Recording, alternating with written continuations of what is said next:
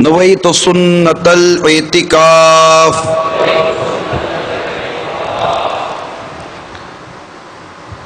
رحمت عالم نور مجسم شاہ بنی آدم رسول محتشم صلی اللہ تعالی علیہ وآلہ وسلم کا فرمان معظم ہے،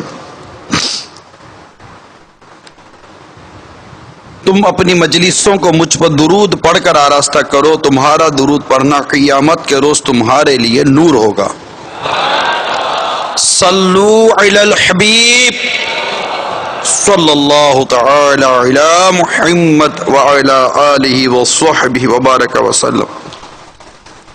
صلاۃ و سلاما علیک یا سیدی یا سیدی یا سیدی یا مکی یا مدنی یا قرشی یا ہاشمی یا مطلبی یا رسول اللہ صلی اللہ تعالی علیہ وآلہ وسلم۔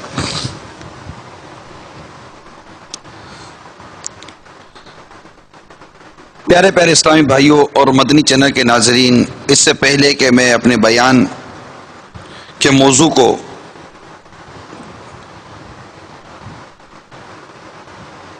اپنا موضوع بیان کروں، آئیے اچھی اچھی نیتیں کر لیتے ہیں کہ مومن کی نیت اس کے عمل سے بہتر ہے۔ اچھی نیت بندے کو جنت میں داخل کروا دیتی ہے۔ سب سے اہم ترین نیت کہ اللہ کی رضا کے لیے، حصول ثواب کے لیے میں اجتماع میں شرکت کروں گا۔ اب سننے کی، میں کرنے کی یہ نیت کر لیتا ہوں۔ رب کریم اپنے حبیب لبیب صلی اللہ تعالی علیہ وسلم کے صدقے طفیل ہمیں اپنے کرم کے شایع نشان اس کا ثواب عطا فرمائے، ہماری حاضری کو قبول فرما لے۔ اول تاخیر اجتماع میں شرکت کروں گا، اول تاخیر بیان سننے کی نیت کر لیں۔ بہت اہم نیت یہ عرض کروں کہ ہم بیان سنتے ہیں، بیٹھتے ہیں، وقت دیتے ہیں، لیکن اس کے اندر کئی امور مداخلت کرتے ہیں، خلل پیدا کرتے ہیں، سننے میں رکاوٹ بنتے ہیں۔ ان میں ایک اہم ترین چیز ہے وہ موبائل فون۔ اگر اب یہ نیت کر لیں، میرے مدنی چینل کے ناظرین بھی نیت کر لیں کہ دوران بیان ہر اس چیز سے بچوں گا جس سے بیان سننے میں رکاوٹ پیدا ہو۔ اس میں بالخصوص موبائل فون ہے، ٹیلی فونیا کا مرض یہ نہ رہنے دیتا ہے نہ سہنے دیتا، بالکل عجیب و غریب اس نے کر دیا ہمارا حال۔ بار بار موبائل فون دیکھنا، چیک کرنا، دوران بیان ایک دوسرے کو فون کر لینا، ہاں سن رہے ہو نا، ہاں دیکھا کیا بولا، ہاں دیکھا کیا بولا، کچھ نہیں۔ پہلے اول تاخیر سنیں۔ تو کون کون نیت کرتا ہے کہ میں اول تاخیر اس انداز سے بیان کو سنوں گا کہ موبائل فون میرا بند رہے گا؟ ماشاءاللہ۔ ایس ایم ایس بھی چیک نہ کریں، نہ ایس ایم ایس کریں، پورا بیان سن لیں۔ نیز نہ بدن سے کھیلوں گا، نہ کپڑوں سے کھیلوں گا، نہ دری کے دھاگے نوچوں گا، یہ بھی نیت کر لیں۔ اور دو زانوں بیٹھ کر سنوں گا، یہ نیت کر لیں۔ دو زانوں ابھی تک نہیں ہے تو ہو جائیے، جب تک ہو سکے دو زانوں بیٹھیے۔ اور دو زانوں بیٹھنے کی نیت کرنے کے ساتھ ساتھ فیضان مدینہ میں موجود اسلام بھائی یہ بھی نیت کر لیں ماشاءاللہ کہ قبلہ رو ہو کر بیٹھوں گا۔ تو یہ نیت کر لیں تو انشاءاللہ قبلہ رو ہو کر بیٹھنے کا بھی ثواب ملے گا۔ میں چونکہ بیان کر رہا ہوں تو بیان کرنے والا یا سمجھانے والا اس کے لیے یہ ہے کہ وہ قبلے کی طرف پیٹھ کرے تو اس سنت پر اس پر عمل کرنے کا ثواب ملے گا۔ میں نے بھی نیت کر لی ہے۔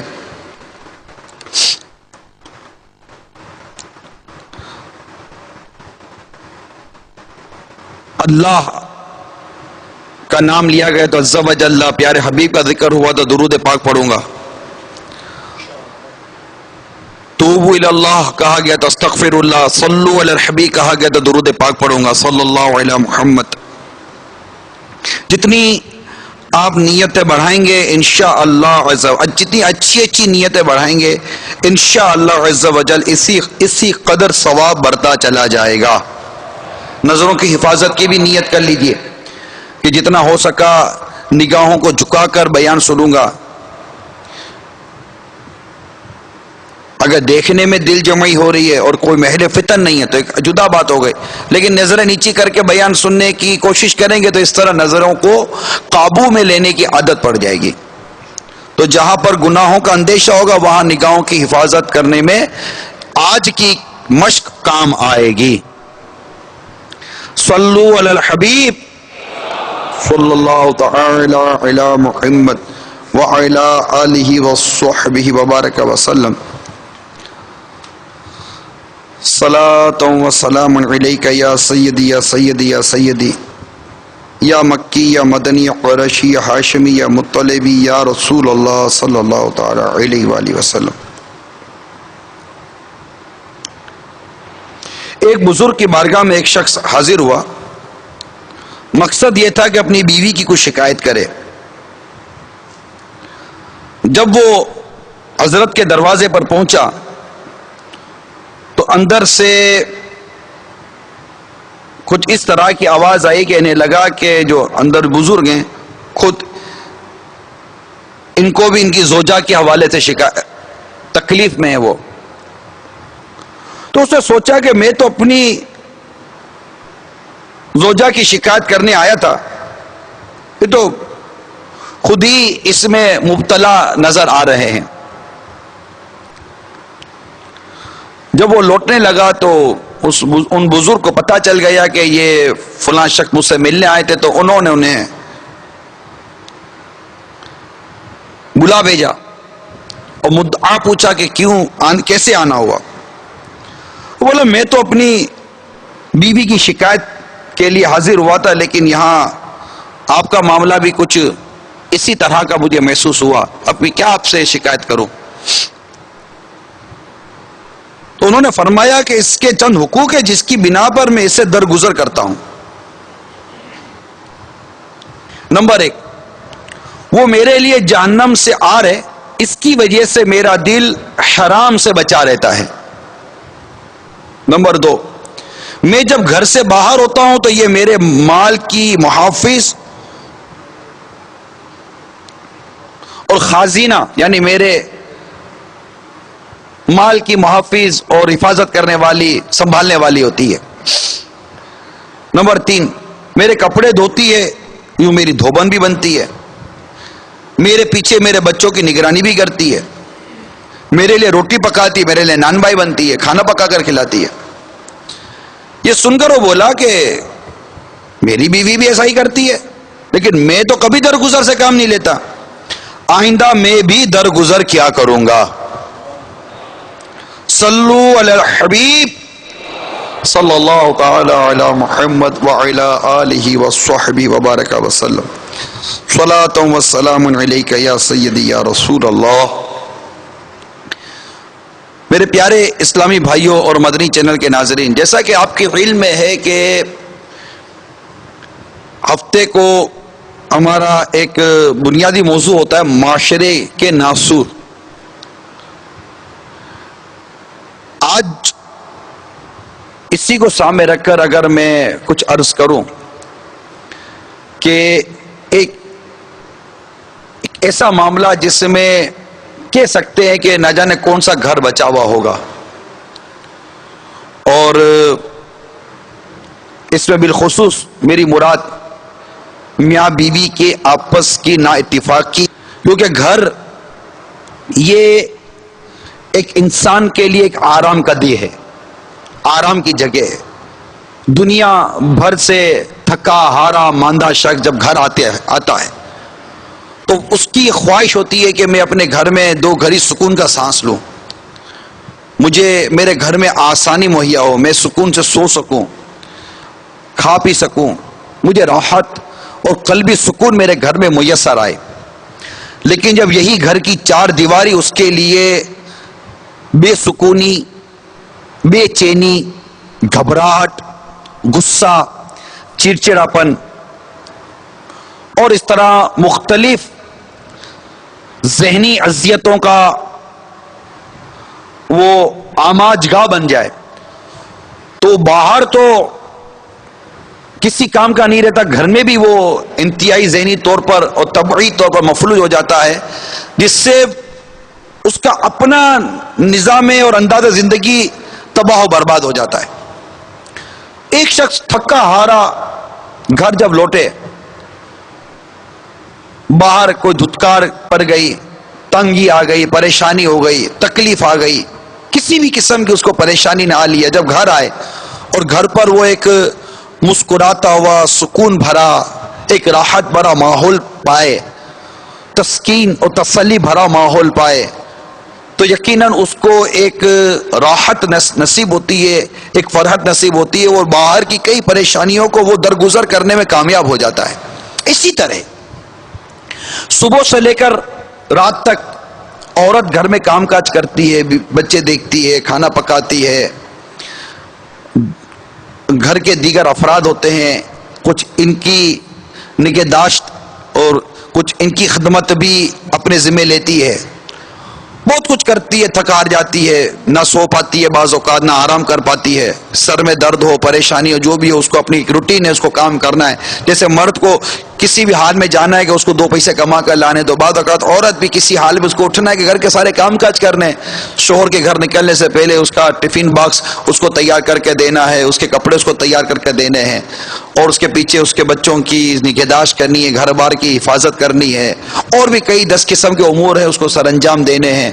وہ بھی چاہتی ہے کہ جب میرا شوہر گھر آئے تو میں اس کا مسکراتا ہوا، ہنستا ہوا ایک چہرہ دیکھوں، وہ دو میٹھے بول مجھ سے بولے، میری دل جوئی کرے، میری کو حوصلہ افزائی کرے، میرے لیے آرام کا، میرے لیے سکون کا، میری راحت کا سامان بنے، میری آنکھوں کی ٹھنڈک بنے. وہ بھی چاہتی ہے.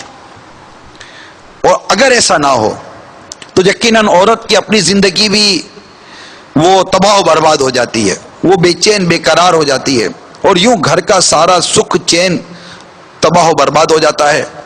اور اس گھریلو کیفیت میں نہ عورت گھر کے کسی کام کاج کے یا بچوں کی تربیت قابل رہتی ہے، نہ مرد باہر کسی نمایاں کام کرنے کے قابل رہتا ہے.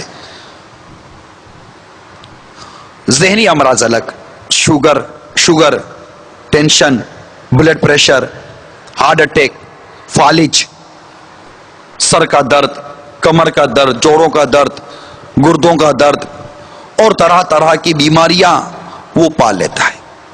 تو پتہ چلا کہ یہ گھریلو نا اتفاقی جو ہے نا، یہ ایک بہت بڑا ہمارا ناسور ہے. اگر یہ نا اتفاقی اتفاق میں بدل جائے، گھر کی نفرت محبت میں بدل جائے، پیار میں بدل جائے، تو یہ ایک ایسا ماحول کریٹ کرے گا جو انسان تصور نہیں کر سکتا. اس کو جینے کا لطف آ جائے گا، جینے کا مزہ آ جائے گا. تو اس موضوع پر چاہ رہا تھا کہ کچھ مدنی پھول میرے اسلامی بھائیوں کے آگے، مدنی چینل کے ناظرین کے آگے پیش کروں. اور آج کے اس بیان کا ایک سبب یہ بھی ہے کہ پچھلے دنوں اسلامی بہنوں کے ہفتہ وار اجتماع میں جو اتوار کو ہوا، اس میں ہم نے ایک ترتیب بنائی ہے عورت کو کیسا ہونا چاہیے. ظاہر ہے کہ عورت ایک بیوی بھی ہے، عورت بیٹی بھی ہے، یعنی عورت سب سے پہلے ایک بیٹی ہوتی ہے، عورت بیٹی بھی ہے، عورت بیٹی کے بعد بیوی بنتی ہے، بیوی جب بنتی ہے تو بہو بھی بنتی ہے، تو وہ بھابھی بھی بنتی ہے. اسی طرح اگر دوسری سائڈ پہ دیکھیں تو وہ نند بھی بنتی ہے. تو یہی عورت ماں بھی بنتی ہے، یہی عورت ساس بھی بنتی ہے، یہی عورت نانی بنتی ہے، یہی عورت دادی بنتی ہے، یہی عورت خالہ بھی ہوتی ہے، یہی عورت پھوپھی بھی ہوتی ہے، یہی عورت چچی بھی بنتی ہے. عورت کے کئی ادوار ہیں. تو انہی ادوار میں سے ایک اہم ترین دور جو اس کی زندگی کا بہت بڑا چینج ہے، اس کے بعد کئی چینج آتے ہیں، اور وہ چینج ہے اس کا بیوی بننا، نکاح ہو جانا، نکاح ہونے کے بعد ایک پرائے گھر میں جانا، وہاں اس کی زندگی کا ایک بہت بڑا چینج ہے. پورا ایک ماحول تبدیل ہو جاتا ہے، پورا کلچر تبدیل ہو جاتا ہے، اس کا پورا ایٹماسفیئر تبدیل ہو جاتا ہے، لوگ تبدیل ہو جاتے ہیں. بچپن سے جن کے ساتھ کھیلی بڑی ہوئی، جو اس کی سوچ کے مطابق چلتے تھے، جو اس کے مزاج کی، اس کی خوشنودی کی، اس کی مسکراہٹ کے پیچھے پاگل تھے، آج اس ماحول کو چھوڑ کر اب یہ ایک ایسے ماحول کی طرف گئی ہے جہاں اسے لوگوں کی خوشی کا خیال رکھنا ہے. بالکل چینج ہو جاتا ہے، کنورٹ ہو جاتی ہے ٹوٹل. وہاں پر اس کی وہ سابقہ زندگی کے سارے تجربات، اس کی تربیت کے سارے مراحل کو یوں سمجھے کہ ایکسرسائز لائف آ جاتی ہے کہ جتنی اس نے اس سے پہلے کی تربیت حاصل کی اور اب اس کو اس کی ایکسرسائز کرنی پڑتی ہے، اس کو پروف کرنا پڑتا ہے کہ میں الحمدللہ ایک کامیاب بیوی، ایک کامیاب ماں، ایک کامیاب بہو ہوں. اس کو پروف کرنا پڑتا ہے، اس سے پہلے اس کی پروف کی کوئی لائف نہیں ہے. تو اس لیے ایک بیوی کو کیسا ہونا چاہیے، اس پر پچھلے اتوار میں، اس کی پچھلی اتوار میں اسلامی بہنوں میں بیان ہوا، اور اس کی کافی مجھے فیڈ بیک ملی، اس کی کافی مجھے تاثرات ملے. اسلامی بھائیوں نے ایک نہیں، اس سے کئی اسلامی بھائیوں نے کہا ان کو جو تاثرات ملے کہ گھر کے اندر کافی الحمدللہ اس سے تبدیلی آئی. مگر ایک اور بات جو اس میں میرے سامنے آئی وہ یہ تھی کہ یہ تو بیان کر دیا مبلغ نے کہ بیوی کو کیسا ہونا چاہیے، یہ کیوں نہیں بولا شوہر کو کیسا ہونا چاہیے؟ بات درست تھی، اور وہ بات میں اسی بیان میں کہہ چکا تھا کہ اس وقت میری پردے میں رہ کے جو سننے والی اسلامی بہنیں تھی جیتی جماعت میں، یقیناً ان کے ذہن میں سوال پیدا ہوگا کہ آخر شوہر کو کیسا ہونا چاہیے، یہ بیان کیوں نہیں کیا جا رہا. اور میں نے اسی وقت بھی عرض کی تھی بیان کے اندر کہ انشاءاللہ عز و جل کسی وقت پر اس موضوع کو بھی لیا جائے گا، کیونکہ اب مرد کو کیسا ہونا چاہیے یہ ایک پورا ٹاپک ہے. وہ بیٹا بھی ہے، وہ شوہر بھی ہے، وہ داماد بھی ہے، وہ سسر بھی بنتا ہے، وہ باپ بھی بنتا ہے، وہ چچا بھی ہے، وہ ماموں بھی ہے، وہ پھوپھا بھی ہے، وہ سگا بھائی بھی ہے، وہ کبھی چھوٹا بھائی ہے تو کبھی بڑا بھائی ہے. اس کی بھی زندگی کے مختلف ادوار ہیں، مگر اس کی زندگی کا بھی ایک بہت بڑا چینج آتا ہے جب وہ شوہر بنتا ہے، اس کی شادی ہوتی ہے. اس سے پہلے اس کی زندگی میں اتنے ڈائیورژن نہیں ہوتے، اتنی تقسیم نہیں ہوتی، اس کی توجہ کا مرکز کوئی آ کر اس قدر چرانے والی شخصیت نہیں آتی، اس کے سوچوں پر سوار ہونے والی ایسی کوئی شخصیت نہیں آتی جسے بیوی کہتے ہیں، کہ جس کے حقوق اس کے بیان کیے گئے. اس کے لیے کہا گیا کہ یہ اب تمہاری زندگی میں ایک نیا فرد داخل ہوا ہے، لہذا اس کے لیے اب تمہیں پریپیئر رہنا ہے، اور اس کے اصول ہے کچھ، اس کے کچھ حقوق ہے جو تمہیں ادا کرنے ہیں. اور وہاں پر یہ اس کی جو ڈائیورژن ہے نا، کہ اب وہ ایک زندگی کا اس کا ایک حصہ یا ایک اس کا لائف پارٹنر جس کے ہم کہتے ہیں، جس کو بیوی کہتے ہیں، زوجہ کہتے ہیں، بچے ہوتے تو وہ بچوں کی امی بنتی ہے. اب اس کے آگے اس کی ماں ہے، اس کے آگے اس کی بہن ہے، اس کے آگے اس کے گھر کے دیگر افراد ہیں، اور ایز کمپیئر اس کے سامنے اب اس کی ایک زوجہ ہے، اس کی ایک بیوی ہے، اور اس نے ایک مڈل مین کا کردار ادا کرنا ہوتا ہے جو اس سے پہلے اس کی زندگی میں یہ لمحات نہیں آتے. وہ مڈل مین بنتا ہے، ایک درمیان کا ایک فرد بنتا ہے کہ اس نے اپنی ایک طرف اس نئے آنے والے فرد کو، ایک نئے آنے والے ایک شخص کو، اس کی جو بیوی آئی ہے، پھر اس کے ساتھ اس کا ایک سسرال ریلیٹڈ ہوتا ہے جہاں اس کی ایک ساس ہے، جہاں اس کے ایک سسر ہیں، پھر اس کے مطلب کہ اس کی بیوی کے بھائی ہیں، اور اس کا ایک اپنی ایک پورا کنبہ، ایک پورا خاندان اس کے ساتھ ریلیٹ ہو جاتا ہے. اور ایک طرف وہ آلریڈی ایک خاندان کے ساتھ ریلیٹ ہوتا ہی ہے جو اس کی اپنے ماں باپ بھائی بہن دیگر جو اس کے رشتے دار، جس کو وہ اپنے مطلب ددیال کو بھی دیکھتا ہے، ننیال کو بھی دیکھتا ہے. اب ایک نیا خاندان اس کے ساتھ ریلیٹ مطلب کہ وابستہ ہو جاتا ہے، اور اب اس کو اس کی طرح بھی دیکھنا پڑتا ہے، اور اس خاندان کے داماد کہلاتا ہے، اور یہاں سے وہ بیٹا کہلاتا ہے. پھر اس کی زندگی کا ایک دور آتا ہے جب اس کے بچے کی ولادت ہوتی ہے، اب وہ باپ بن جاتا ہے. ایک وقت تھا کہ وہ صرف بیٹا تھا، پھر وقت آیا کہ وہ شوہر بنا. تو بیٹا تھا، اس کی رسپانسبلٹی، اس کا ایک مینٹلی لیول وہ چینج تھا. لیکن جب وہ شوہر بنتا ہے تو از خود شوہر بنتے ہی اس کی سوچ میں تغیر آنا ایک فطری تقاضا ہے، فطری تقاضا. اگر وہ اس کو بھی نہیں فیل کرتا تو وہ اپنے گھر کو کبھی خوشی کے ساتھ اور جسٹیفیکیشن کے ساتھ گھر نہیں چلا سکتا، ایک منصفانہ انداز میں عدل و احسان کے ساتھ گھر نہیں چلا سکتا. جب وہ باپ بنتا ہے تو اس کی ذمہ داری مزید تبدیل ہو جاتی ہے، اس کے اوپر ایک اور رسپانسبلٹی لگ جاتی ہے.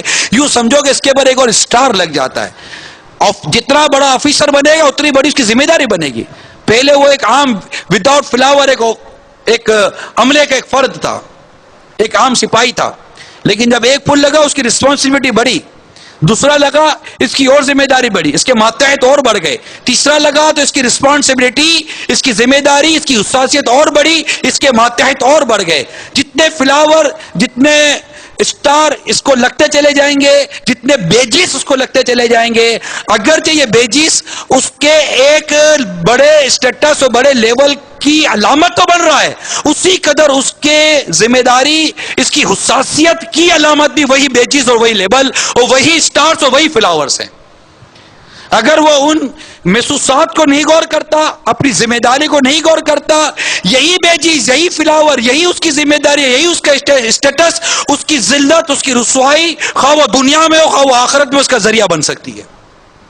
تو اب یہ ایک بات آئی کہ جناب شوہر کو کیسا ہونا چاہیے۔ واقعی یہ ایک بہت ہی اہم ترین موضوع تھا کہ شوہر کو کیسا ہونا۔ ہمارے عموماً بیوی کے شوہر کو حقوق زیادہ بیان کیے جاتے ہیں، میں اس کو تسلیم کرتا ہوں، بہت زیادہ بیان کیے جاتے ہیں، مگر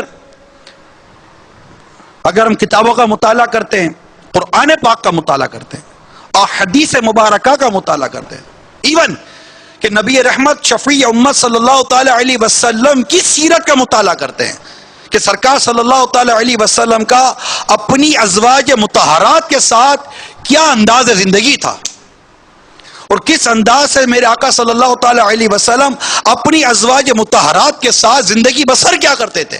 یہ ایک پورا موضوع ہے، ایک پورا ٹاپک ہے۔ قرآن پاک کی کئی آیاتیں سرکار صلی اللہ تعالی وسلم کی ازدواجی زندگی کے بارے میں نازل ہوئی ہیں، احادیث مبارکہ اس پر شاہد ہیں۔ احادیث مبارکہ میں آقا مدینہ صلی اللہ تعالی وسلم کا انداز بیان ہوا، اور قرآن پاک کے اندر ازواج مطہرات کے بارے میں بیانات آئے، وہ سب اپنی جگہ پر۔ یعنی یہ اب اس کو سمجھے کہ یہ چھوٹا موضوع نہیں ہے، بہت بڑا موضوع ہے۔ پورے گھر کی اساس، پورے گھر کی اہمیت، پورے گھر کا سکھ اور چین اس دو فرد پر منحصر ہو جاتا ہے، جس کا ایک کا نام بیوی ہے، ایک کا نام شوہر ہے۔ دو پر، ان دونوں کی بردباری، ان دونوں کا حلم، ان دونوں کا صبر، اور ان دونوں کے ایک دوسرے کی حقوق کی ادائیگی اس گھر کو امن کا گہوارہ بنا دیتی ہے، اور کئی آنے والے مسائل، کئی آنے والی ڈسٹربنس، کئی آنے والی مصیبتیں، کئی آنے والی پریشانیاں، کئی آنے والی تکلیفوں کو، کئی آنے والے حسد کے معاملات، کئی آنے والی کینے اور بغض کے معاملات کو یہ دونوں مل کر فیس کر سکتے ہیں، بس شرط یہ کہ ان دونوں میں اتفاق ہونا چاہیے۔ یہ ایک ایسی دیوار ہے، یہ ایک ایسی دیوار ہے کہ اگر یہ دیوار مضبوط رہے، اس میں اتفاق، محبت اور یقین کس کی مطلب کا فولاد ہو، اس کے اندر اتحاد، اتفاق، محبت، یقین اور ایک دوسرے کے حقوق کی ادائیگی کا اگر اس دیوار کے اندر فولاد ہے، کتنی مخالفت کے طوفان آئیں، کتنی حسد، کتنے بغض، کتنے کینوں کے سیلاب آ جائیں، یہ دیوار اپنی جگہ پر کھڑی رہے گی انشاءاللہ عز و جل۔ اور اگر اس میں بے یقینی، شک، ایک دوسرے کی حقوق تلف کرنے کی اگر دراڑیں پڑ گئی، اس کی چھوٹے چھوٹے چھوٹے سوراخ آ گئے، ایک ہلکی سی حسد کی، کینے کی، بغض کی یا کسی بھی ایسی قسم کی کوئی موج آئی، ایک ہلکی سی موج اس پوری دیوار کو گرا دے گی اور اس پورے گلشن کو بہا کر لے جائے گی۔ یہ تمہید ہے، یہ اس مطلب ازدواجی زندگی، میاں بیوی کے سکون، ان کی راحت اور عافیت والی زندگی کی جو کتاب ہے، اس کا ایک مقدمہ میں بیان کر رہا ہوں تاکہ ہمیں یقین، یہ ذہن بن جائے کہ یہ کوئی معمولی کام نہیں ہے۔ یہ دو استاذ ہیں، ایک استاد ایک سر، ایک استاذ باپ، ایک استاذ ماں ہے، استاذ نہیں ہے۔ یہ دو ٹیچر ہیں، ان کے ہاتھوں میں آنے والی نسل کی تربیت ہے، ان کے ہاتھوں میں آنے والی نسل کی پرورش ہے۔ وہ بیٹی ہو تو اس کی پرورش، وہ بیٹا ہو تو اس کی پرورش، ان دونوں کے سپرد ہے۔ نظام معیشت، امور خانہ داری ان دو کے سپرد ہے۔ یہ دو ایسے مطلب کہ افراد ہیں معاشرے کے جن سے نسل چلتی ہے۔ یہ گھر ہے، یہ ایک ادارہ ہے، اس کے یہ دو افراد ہوتے ہیں، اور بھی لوگ بعض اوقات کنیکٹ ہو جاتے ہیں۔ لیکن اب بات یہ سمجھنی ہے کہ جب بھی کوئی ادارہ ہوگا، جب بھی کوئی ایسا شعبہ ہوگا، کوئی سی تنظیم ہوگی، کوئی ایسا ایک ڈپارٹمنٹ ہوگا، اس کو کوئی نہ کوئی منتظم ضرور ہوتا ہے۔ اگر منتظم نہ ہو تو ادارہ نہیں چل سکتا۔ کوئی تو ایک ایسی راڈ ہوگی نا جو اس پورے ویل کو سنبھال کر چلائے گی، مرکزیت تو ہوگی جس کے گرد ہر چیز گردش کرے گی. کوئی تو ہوگا کہ جس کے کہنے کی کوئی اہمیت ہوگی، ورنہ ہر کوئی ایک دوسرے کے اس کے پیچھے پڑ جائے گا تو وہ نہیں چلتا. دنیا کا کوئی قانون بھی مطلب اس کے پیچھے کوئی نہ کوئی ایک فرد ہوتا ہے جس کو حاکم بنایا جاتا ہے، منتظم بنایا جاتا ہے، ایڈمن بنایا جاتا ہے. کار میں کئی پیسنجروں ایک ڈرائیور بنایا جاتا ہے، ایک ڈرائیور ہوتا ہے جو اس کار کو چلاتا ہے. یقیناً وہ اپنے ساتھ والوں کی مشاورت لیتا ہے، لیکن بریک لگانا، ایکسیلیٹر دبانا، گیئر کو دیکھنا، اسٹیئرنگ کو دیکھنا، اطراف کی حادثات وغیرہ کو دیکھنا، یہ ساری چیزیں ایک جس کے ہاتھ میں ہوتی ہے اس کو ڈرائیور کہتے ہیں. ڈرائیور کے بغیر گاڑی نہیں چلتی. گھر کا ایک پورا نظام ہے. اس نظام کا جو حاکم ہے، جس کے ہاتھ میں نظامت ہے، جس کے ہاتھ میں ایڈمن ہے، اسے مرد کہتے ہیں، جس کو قرآن نے کہا الرجال قوامون علی النساء، الرجال قوامون علی النساء، مرد افسر ہے عورتوں پر. گھر کے نظام کو دیکھتا ہے، گھر کے نظام کو چلاتا ہے. اب چونکہ پچھلا بیان تھا بیوی کو کیسا ہونا چاہیے، اب جب کہ یہ بیان ہوا کہ مرد افسر ہے، مرد ایک ناظم ہے، مرد منتظم ہے، مرد ایک ایڈمن ہے، اس نے اپنے ہاتھ میں نظام رکھنا ہے، اور جس کو جتنا دینا اتنا دینا، جتنا نہیں دینا نہیں دینا. یہ سب کچھ جب اس سے کرنا ہے تو لازم ٹھہرا کہ اس کی ذمہ داریاں سوا ہوں گی، اس کی رسپانسبلٹیز اور زیادہ ہوں گی، اور اس کی بردباری، اس کا صبر، اس کا مقام اور ہی زیادہ ہوگا. جب عورت کے لیے کہا گیا کہ اگر خدا کے بعد کسی کو سجدہ کرنے کا حکم ہوتا تو میں عورت کو حکم دیتا کہ اپنے شوہر کو سجدہ کرے. تو غور کیجئے کہ اس میں جہاں عورت کو شوہر کی اہمیت بیان کی، وہاں شوہر دیکھے کہ میرا مقام میرے اسلام نے کیا بیان کیا ہے، اور اس مقام کے مطابق مجھے کس قدر اپنی صلاحیتیں، اپنی عادات اور اطوار کو منجوانا ہے، باقی رکھنا ہے. کہ اس ایک ارشاد میں جہاں عورت کو یہ کہا گیا، بیوی کو کہا گیا کہ تیرے شوہر کا مقام اسلام میں کیا ہے، وہی شوہر کو یہ بیان کیا جا رہا ہے کہ دیکھ تیرا مقام اسلام نے کیا بیان کیا ہے، لہذا تو اپنے مقام کو سنبھال اور اپنے کردار کو چیک کر. یہ شوہر کے لیے بھی ہے نا، شوہر کے لیے بھی تو بیان ہوا نا یہاں. لہذا آج میں نے جو ابتدان آپ کو حکایت بیان کی، اس میں شوہر کو کیسا ہونا چاہیے، اس کو اپنی بیوی کے بارے میں کیا گمان رکھنا چاہیے. اس معاملے میں میرے پاس الحمدللہ عز و جل کئی مدنی پھول ہیں، اور خود میرے پاس اللہ کی رحمت امیر سنت کا پورا ایک مکتوب ہے جو آپ نے شوہر کے لیے لکھا ہے، جس کی شادی ہوئی ہے، جس کو جس کو دھولا کہتے ہیں، اس کا پورا مکتوب ہے. اب میں نہیں جانتا کہ میں اپنے اس پورے وقت کے اندر سارے کے سارے مدنی پھول آپ تک منتقل کرنے میں، آپ تک پہنچانے میں کامیاب ہوتا ہو یا نہیں ہوتا، مگر ایک ماحول اس وقت جو میرا گمان ہے ہوگا، کیونکہ جیسی ڈیمانڈ لائی نا کہ شوہر کو کیسا ہونا چاہیے، اس پر میرے ذہن میں ایک بات آئی. اب گھر بیٹھے مدنی چینل کے جو ناظرین ہیں وہ تھوڑا سا محسوس نہ کریں، دل محسوس کریں، محسوس ہی نہیں کرتے لوگ، محسوس کریں لیکن اس کو برا نہ لگائیں کہ آخر یہ ڈیمانڈ کیوں آئی، اور آج خاص طور پر کیوں آخر شوہروں کو بٹھایا گیا ہوگا.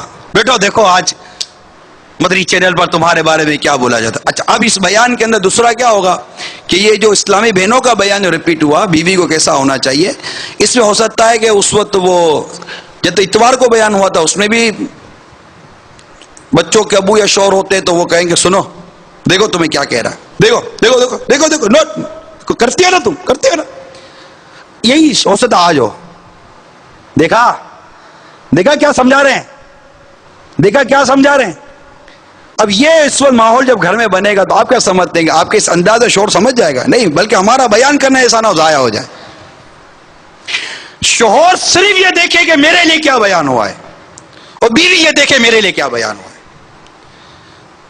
بیوی اچھی بیوی اگر ہوگی، اچھے اوصاف، اچھے کردار کے مالک ہوگی، تو کبھی بھی شوہر کی کمزوریوں کو سن کر خوش نہیں ہوگی. اگر اچھا شوہر ہوا، محبت کرنے والا شوہر ہوا، کبھی بیوی کی کمزوریاں سن کر خوش نہیں ہوگا، اس کو تکلیف ہوگی، اور وہ دعا کرے گا یا اللہ یہ بیماری اگر میرے بچوں کی امی میں تو دور فرما دے، بیوی دعا کرے گی یا اللہ میرے بچوں کے ابو کو اس بیماری سے بھی شفا عطا فرما دے. تنقید نہیں کرے گی, طنز نہیں کرے گی, تانا نہیں دے گی, نہ بیوی شور کو نہ شور بیوی کو. اگر ایسا ماحول اس وقت بنا ہوا ہوگا تو کیا ہوگا؟ بیان ختم ہونے کے بعد ایک جنگ چھڑے گی. دیکھا کیا سمجھایا آپ کو؟ ابھی تو سمجھایا تھا ہم کو دعوت اسلامی کے مبلغ نے, آپ پھر لڑنا شروع ہو گئے. وہ پھر کہے گا تمہیں بھی تو سمجھایا تھا. تو کیا ہوا؟ دونوں کیا سمجھے بھائی؟ دونوں کیا سمجھے؟ کچھ بھی تو نہیں سمجھے. شیطان نے پھر لڑا دیا. اور اس وقت ہم جو بیان کر رہے ہیں یہ یقین مانیے یہ کھلی جنگ ہے شیطان کے خلاف. اور آپ سب مل کر یہ نعرہ لگاؤ, شیطان کے خلاف جنگ, شیطان کے خلاف جنگ, شیطان کے خلاف جنگ. ہم نے اس وقت اپنی نفس اور شیطان کو بیچ میں نہیں آنے دینا. محبت کا ماحول پیدا کرنا ہے, پیار کا ماحول پیدا کرنا ہے, ایک شفقت کا ماحول پیدا کرنا ہے. اور ہم جب بیان سے فارغ ہو تو ہماری ناچ چاکیاں دور ہو چکی ہوں, ہماری نفرت محبتوں پہ بدل چکی ہو. ایک کاش ایسا ہو کہ جب بیان ختم ہو تو گویا کہ یا بھی اسی وقت بیوی لپکے شوہر کی طرف, مجھے معاف کر دیجئے. شوہر کہ نہیں میں نے بھی آپ کے ساتھ زیادتی کی تھی, مجھے معاف کر دیا. آؤ بیٹھ کر سنتے ہیں بیان کیا ہو رہا ہے. آؤ ہم دونوں ایک دوسرے کی اصلاح کرتے ہیں. اگر ساس بیٹی ہے تو وہ غور کرے کہ میرا بیٹا کہاں غلطی کر رہا ہے. بیوی بیٹی کی ماں سن رہی ہے تو وہ دیکھے میری بیٹی کہاں بھول کھاتی تھی اور ہم کہاں بھول کھا رہے ہیں, ہم کہاں غلطی کر رہے ہیں. ساس غور کرے کہ اگر میرا بیٹا اپنی بیوی کو دو باتیں سناتا ہے مجھے خوشی کیوں ہوتی ہے, مجھے فرحت کیوں ہوتی ہے, میں کیوں چاہتی ہوں کہ میرا بیٹا بیوی کو آنکھیں دکھائے, کیوں, وجہ کیا, اس کو کیوں اتنی آسانی, اتنی خوشی, فرحت اور سکون و قرار نصیب ہوتا ہے. آخر اس نے اپنی روح کی غذا کو اپنے بچے کی گھر کی بربادی کیوں بنا لیا. غور کرے, نند غور کرے کہ میرا بھائی اگر میری بھابھی کو دو باتیں سناتا ہے تو مجھے اندر سے خوشی کیوں ہوتی ہے. میں منہ تو بولتے نہیں بھائی مت ڈانٹو بھابھی کو, نہیں ڈانٹو, مگر یہ ساری میں منافقت کیوں کرتی ہوں کہ اندر سے میں خوش ہو رہی ہوں, اندر سے تو چاہ رہی ہوں کہ دو باتیں سنائی. ایک ہاتھ کیوں نہیں رکھ دیا میرے بھائی نے, رکھ دیتا ایک ہاتھ تھا کر کے تو کچھ اور زیادہ مطلب میرے قلب کو اور راحت اور سکون نصیب ہو جاتا, میں زیادہ منافقت کر لیتی. نہیں بھائی ہاتھ تو مت چلاؤ. آخر یہ مینٹلٹی کیوں؟ آخر یہ بھائی جو ایک کا شوہر ایک کا بیٹا ہے, اگر ماں کو کہتا ماں کیا بات ہے تو بیوی کو کیوں خوشی ہوتی ہے؟ بیوی کیوں نہیں کہتی کہ آپ کو کیا ہو گیا, ماں سے کوئی یوں باتیں کرتا ہے, ماں سے کوئی یوں ایٹیٹیوڈ کرتا ہے, ماں ہے آپ کی, قدموں میں پڑے معافی مانگے. آخر آپ کی یہ سوچ کیوں نہیں بنی؟ اگر بھائی نے اپنی بہن کو دو باتیں سنا دی تو نند نے چار باتیں سنی, اس سے آپ کو کیوں خوشی ہوئی؟ آپ نے کیوں الگ سے بیٹھ کے نہ سمجھایا کہ بہن تو محبت مانگتی ہے, بہن تو پیار مانگتی ہے, کل کو رخصت ہو جائے گی, چلی جائے گی, آپ کیوں اپنی بہن کے ساتھ ایسا بیہیو کرتے ہیں؟ اے بیوی آپ ایسے کیوں نہیں ہو, شوہر آپ ایسے کیوں نہیں ہیں, ساس آپ ایسی کیوں نہیں ہیں, نند آپ ایسی کیوں نہیں ہو. آپ غور کریں آپ ایسے کیوں نہیں ہیں. اور اگر سب ایسا ہو جائے جیسا میں کہہ رہا ہوں, اچھا کہ ایک دوسرے کے لیے اچھا سمجھنے والے, منافقت نہیں, دل اور زبان میں اتفاق ہونا چاہیے, منافقت نہیں, تو آپ دیکھیے گھر کیسا امن کا گہوارہ بن جاتا ہے.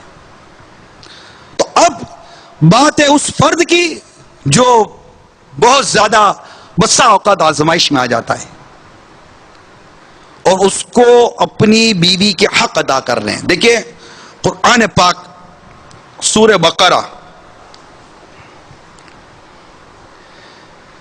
کی آیت نمبر 228 میں ارشاد ہوتا ہے وَلَهُنَّ مِثْلُ الَّذِي عَلَيْهِنَّ بِالْمَعْرُوفِ, ترجمہ کنز الایمان. اور عورتوں کا بھی حق ایسا ہی ہے جیسا ان پر ہے شرع کے موافق, ان کا بھی حق ادا کرو. لیکن آگے قرآن پاک نے واضح طور پر ارشاد کر دیا، بالکل اس کے متصل ہی آگے ارشاد ہوا، وَلِلرِّجَالِ عَلَيْهِنَّ دَرَجَةٌ، اور مردوں کو ان پر فضیلت ہے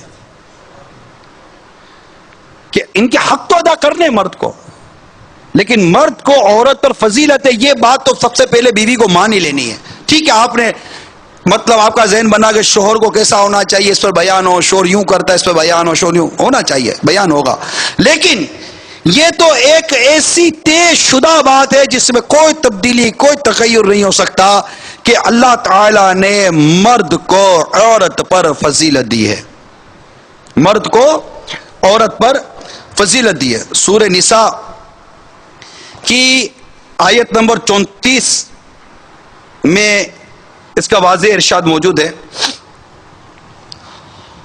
الرجال قوامون علی النساء، مرد افسر ہیں عورتوں پر، بما فضل اللہ بعضهم علی بعض،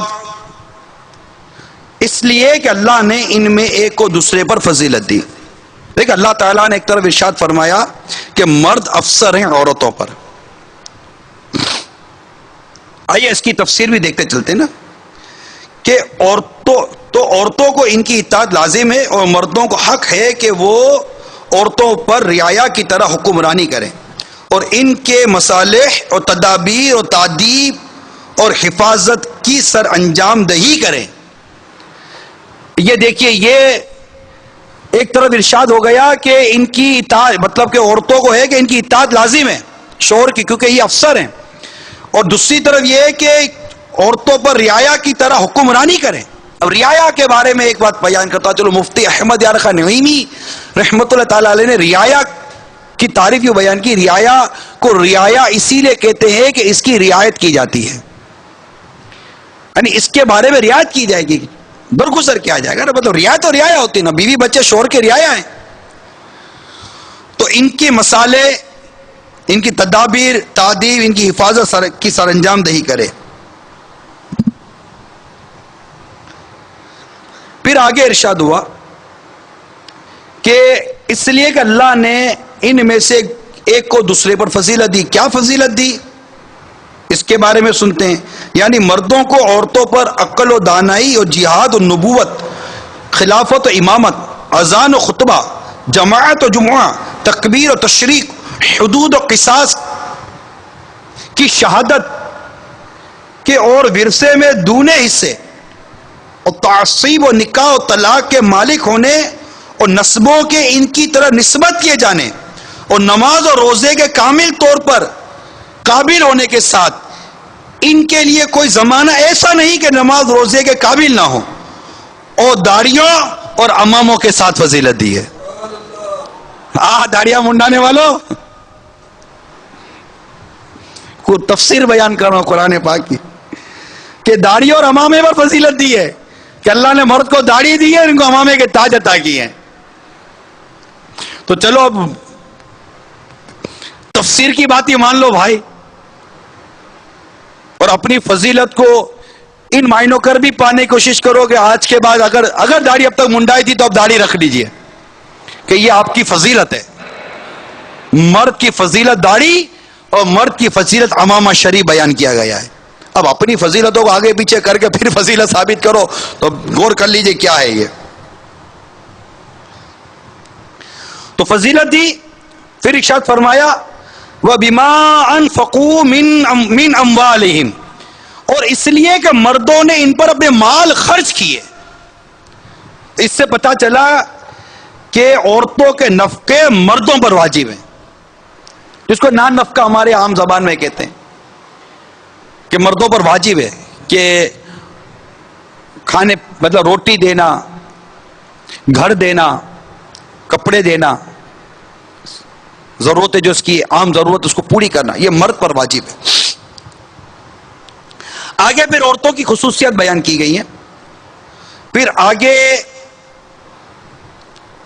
جیسے یہ ارشاد ہوا فَالصَّالِحَاتُ قَانِتَاتٌ حَافِظَاتٌ لِلْغَيْبِ فَبِمَا حَفِظَ اللَّهُ، تو نیک بخت عورتیں ادب والیاں ہیں، خاوند کے پیچھے حفاظت رکھتی ہیں، یہاں پر عورتوں کی تعریف بیان کی کہ نیک عورتیں کون ہیں. اس پر غور کر لیں میرے ساری اسلامی بہنیں جو اس وقت اگر سن رہی ہیں, تو نیک بخت عورتیں ادب والیاں ہیں, خاوین کے پیچھے حفاظت رکھتی ہیں, انہیں شوہر کی نافرمانی اور اس کی اطاعت نہ کرنے اور اس کے حقوق کا لحاظ نہ رکھنے کے نتائج سمجھا, یعنی معذرت حفاظت رکھتی ہیں. 102 اپنی عفت اور شوہروں کے گھر مال اور ان کے راز کی. اب آگے شوہر کے بارے میں ارشاد ہوتا ہے قرآن پاک میں, جس طرح اللہ نے حفاظت کا حکم دیا اور جن عورتوں کی نافرمانی کا تمہیں اندیشہ ہو. کس طرح کی نافرمانی کا اندیشہ ہو؟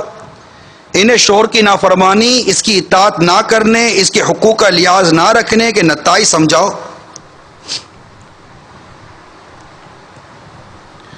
جو دنیا اور آخرت میں پیش آتے ہیں, اللہ کے عذاب کا خوف دلاؤ اور بتاؤ کہ ہمارا تم پر شرعاً حق ہے اور ہماری اطاعت تم پر فرض ہے اور اس پر بھی نہ مانے.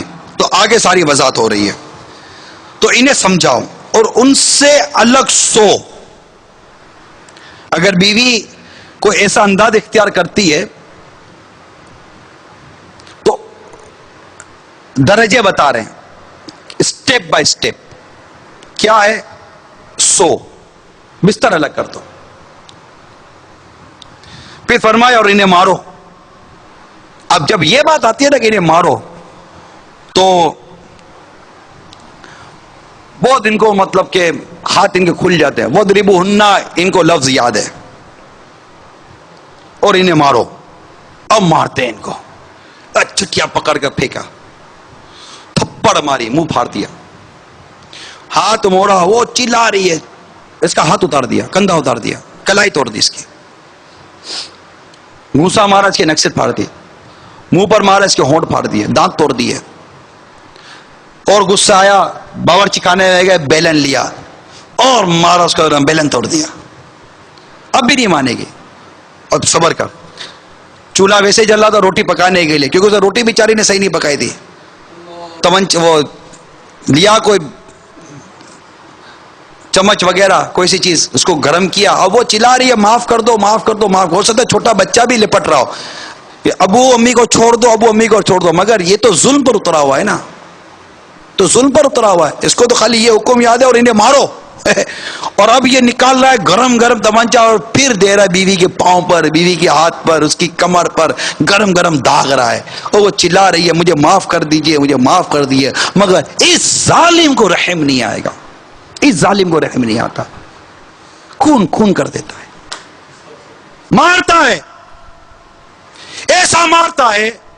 ایسا مارنے والا اگر مجھے سن رہا ہے, میں آپ سے پوچھتا ہوں, جو مجھے سن رہا ہے, ایسا مارنے والا, آپ مرد ہو, اپنے آپ کو مرد کہتے ہو, کمرہ بند کر کر اس بیچاری عورت کے اوپر ہاتھ چلا رہے ہو, اور آپ کہتے ہو کہ میں مرد ہوں, اپنی طاقت پر گھمنڈ کرتے ہو. تف ہے تمہاری اس طرح طاقت کے, تف تف تف ہے. ایسا مارتے اس بیچاری عورت کو, جبکہ ہمارے آقا مدینے والے مصطفیٰ صلی اللہ تعالی علیہ وآلہ وسلم نے واضح طور پر ارشاد فرمایا, بخاری کی حدیث ہے, میں تم لوگوں کو عورتوں کے بارے میں وصیت کرتا ہوں, لہذا تم میری وصیت کو قبول کرو. میرے آقا صلی اللہ تعالی وسلم نے ارشاد فرمایا, عورتوں کے بارے میں اللہ سے ڈرو, وہ تمہارے ہاتھوں میں قیدی ہیں, تم نے انہیں اللہ تعالیٰ کی امانت کے ساتھ لیا, اور اللہ تعالیٰ کے کلمے کے ساتھ ان کو تم نے خود پر حلال کیا ہے. یہ خلاصہ عرض کر رہا ہوں روایت کا. اللہ کے لیے ان سے ڈرو, ان کے معاملے میں اللہ سے ڈرو. تمہیں اللہ تبارک و تعالیٰ نے ان کے بارے میں جو کچھ حکم دیا اسی حد تک رہو, ظلم نہ کرو. یہاں تک کتابوں میں لکھا جو مارنے کے بارے میں ہے کہ ضرب شدید رہو, یعنی یہاں تک مثال دی کہ مسواک کو لے کر جیسے مارتے ہیں نا, اسی طوری ضرب دو تاکہ اس کو چوٹ, اس کو جھٹکا لگے. سلیم الطبع, سلیم الفطرت جو عورت ہوگی وہ تو پہلے ہی چوٹ پر ہی باز آ جائے گی کہ تم نے بستر الگ کر دیا، وہ جھٹکا کھائے گی کہ میرا شوہر مجھ سے ناراض ہو گیا. کہیں ایسا نہ ہو کہ رات بھر میرا شوہر مجھ سے ناراض رہے اور اللہ عز و جل اس کے فرشتوں کی مجھ پر رات بھر لعنت برستی رہے.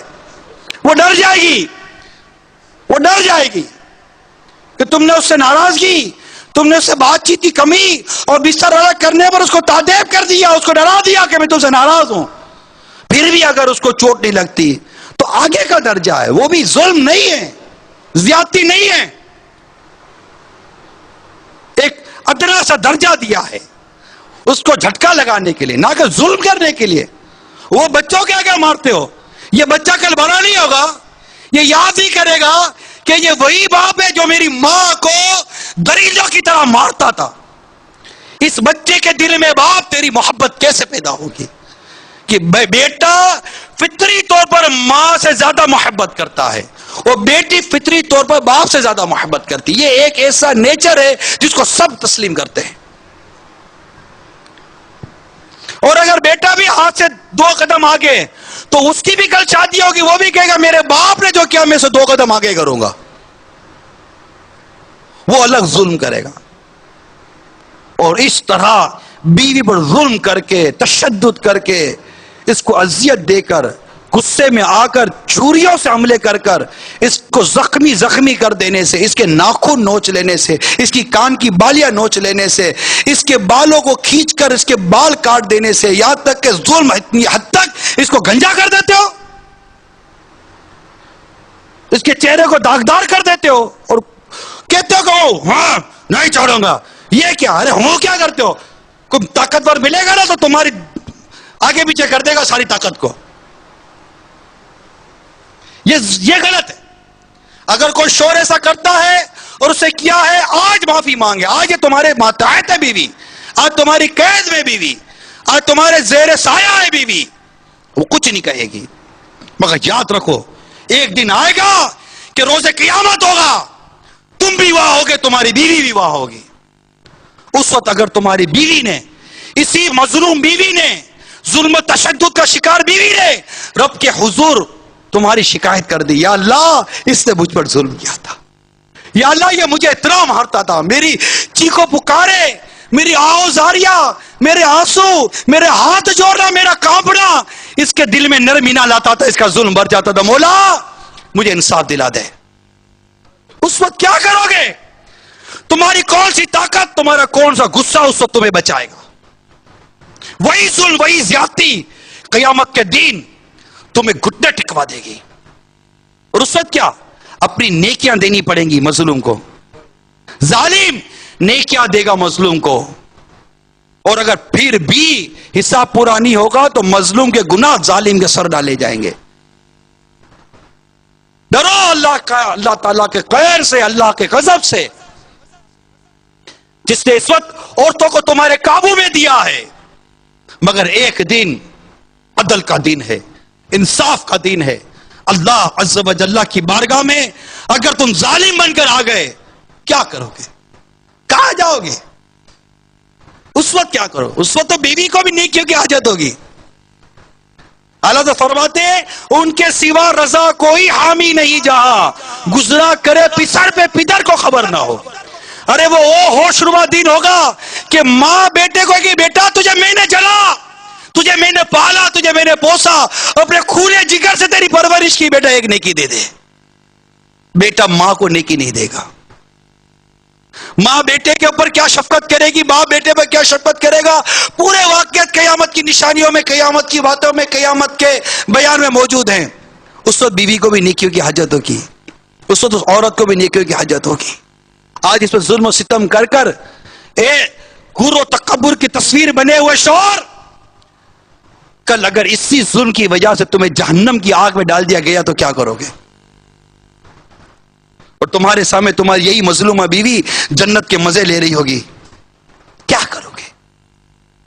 آج وقت ہے، اب بھی وقت ہے. زندگی کا بھروسہ نہیں، اب بھی وقت ہے. بیان تو چل رہا ہے.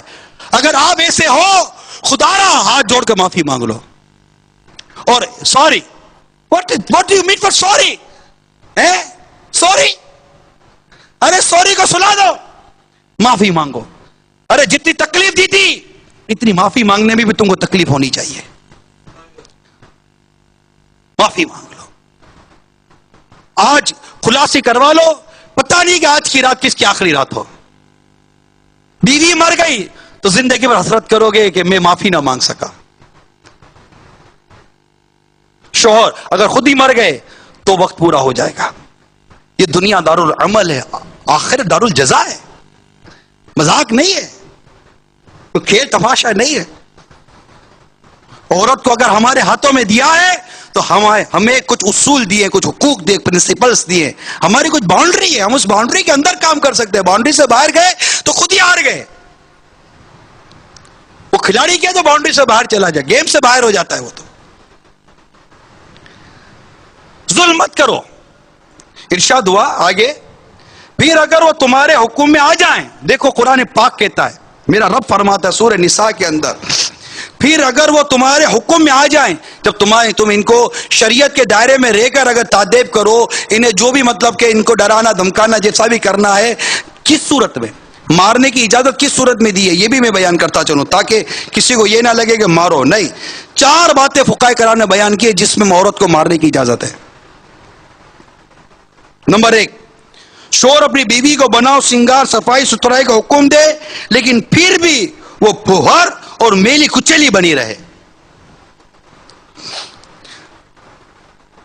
شوہر اپنی خواہش کا اظہار کرے اور وہ انکار کرے، منع کر دے بلا اجازت شرعی، پاکیزگی نہ لے، بلا وجہ نماز ترک کرتی ہو. یہ 4 صورتیں فتاوی قاضی خان کے حوالے سے نقل کی گئی ہیں، فقہائے کرام نے اس کو بیان کیا ہے ان 4 وجہوں پر. اور تم نے کیا مارا؟ آٹا صحیح گوندا نہیں تھا، چاول میں نمک بیچاری بھول گئی، روٹی تھوڑی کونے سے کچی رہ گئی، سالن میں مرچی زیادہ ہو گئی، کپڑے پر استری صحیح نہیں کی تھی، کپڑا دھلنے دیا تھا، اتفاق ہے بیچاری بیمار ہو گئی.